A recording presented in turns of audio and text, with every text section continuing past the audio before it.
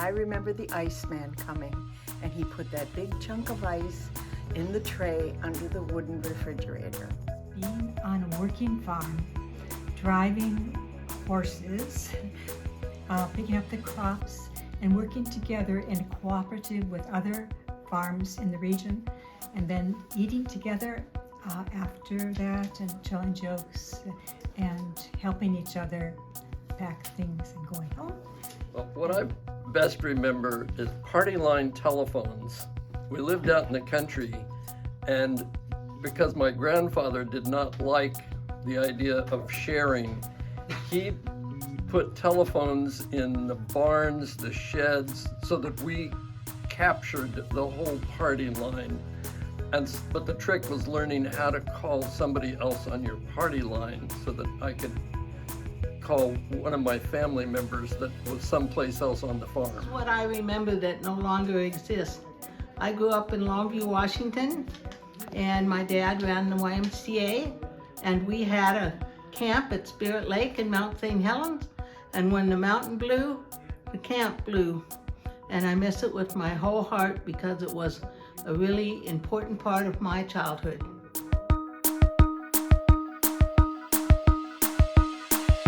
Summer after freshman year of college, and it was in that last quarter of freshman year that I took my first ever computer programming class, which got me into a career in software development that I'm still doing for Eastside Village today.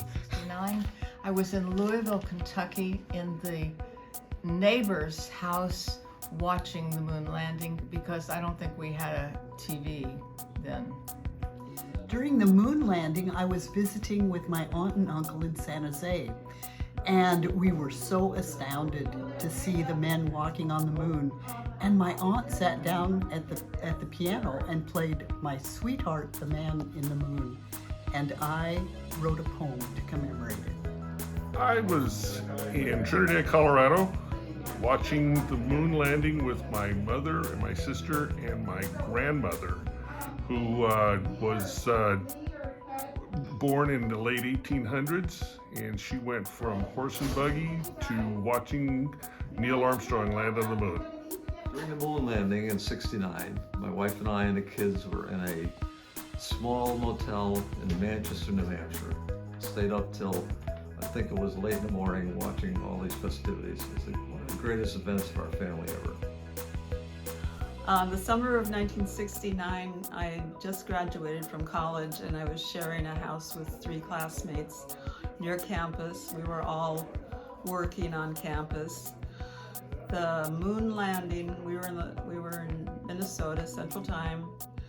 The moon landing kept getting delayed and delayed and delayed, and we were all sitting around getting sleepier and sleepier and waiting, and finally it happened, and it was so exciting, and we all cheered, and then we went to bed.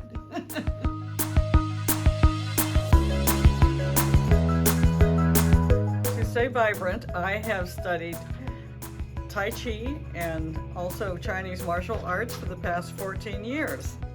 Go to a lot of music, particularly music in the park.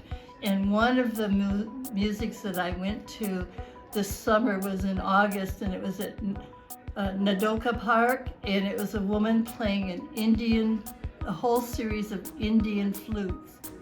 So what to do to stay vibrant in your older years? Well, first, you do not give up. And even though the body is slowly falling apart, your spirit needs to be alive, because the spirit is the leading source of life.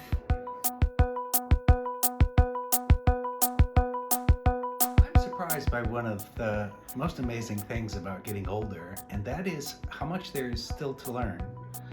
And that how well it helps to have friends that are going through the same kind of thing, to learn them and solve problems. And the world keeps changing, as we all know, and it's great to engage with other people, to stay involved in our communities. I find I don't have to edit myself so much. I can be a little more outrageous, and I don't care. And I can be fun too. Thank you. The best thing about getting older is having cataract surgery so that I no longer have to wear contacts into my old age, which is delightful.